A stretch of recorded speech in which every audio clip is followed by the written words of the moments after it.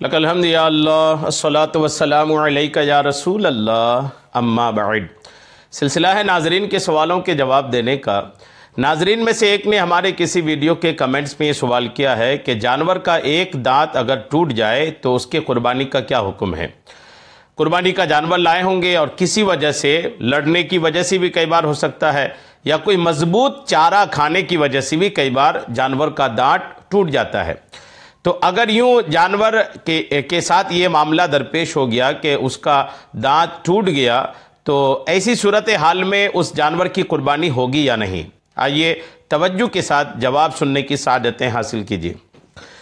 جانور قربانی کا ہے اور اس کا دانت اگر ٹوٹا ہے تو آپ کو بنیادی طور پر جو دیکھنے والی بات ہے اس میں یہ ہے کہ دانت ٹوٹنے کے بعد بھی وہ جانور چارہ لے پا رہا ہے یا نہیں، چارہ کھا پا رہا ہے یا نہیں۔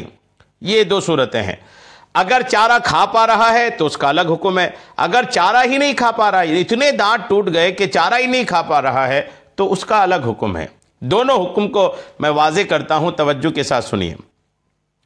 اگر جانور چارہ لے سکتا ہے، چارہ کھا سکتا ہے، تو اس جانور کی قربانی کرنا جائز ہے۔ ایک دو دانت ٹوٹے، جتنے بھی ٹوٹے، لیکن ٹوٹنے کے بعد وہ جانور چارہ کھانے سے محتاج نہیں ہوا بلکہ اس کے بعد بھی چارہ کھا پا رہا ہے تو اس کی قربانی کرنا جائز ہے۔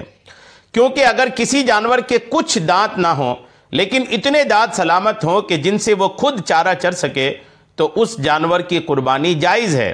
البتہ بہتر یہ ہے کہ دوسرا بے عیب جانور لے لیں۔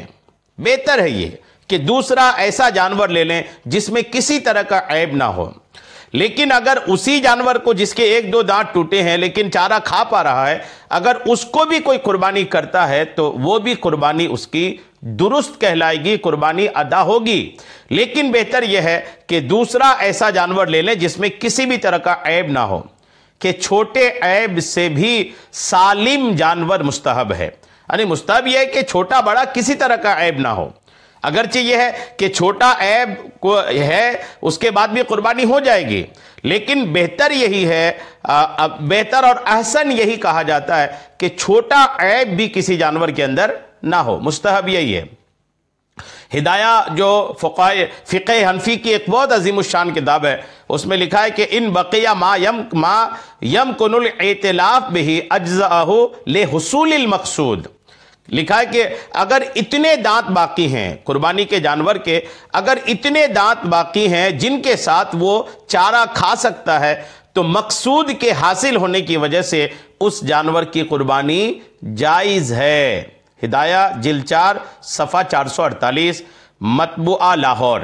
تو یہ کلیئر ہے، ہدایہ کے اس عبارت سے بالکل واضح ہو گیا کہ اگر جانور میں اتنے دانت بچے ہیں کہ جس دانت کے سے وہ چارہ کھا پاتا ہے تو مقصد کے حصول کی وجہ سے، دانت جو ہے یہ چارہ کھانے کے لیے ہی ہے، تو جب اتنے دانت ہیں کہ جس سے وہ چارہ کھا پا رہا ہے تو مقصد چونکہ حاصل ہو جا رہا ہے کھانے کا، اس لیے کچھ دانت ٹوٹنے کے بعد بھی بقیہ دانت سے اگر وہ چارہ لے پا رہا ہے تو اس جانور کے قربانی میں کوئی حرج نہیں ہے، قربانی اس کی ہو جائے گی۔ امید ہے میری بات آپ کو سمجھ میں آ گئی ہے۔ اللہ کریم ہم سب کو شریعت کے تمام مسائل سیکھنے، سمجھنے اور اس پر عمل کی توفیق عطا فرمائے۔ آمین بجاہ النبی الامین صلی اللہ تعالی علیہ وسلم۔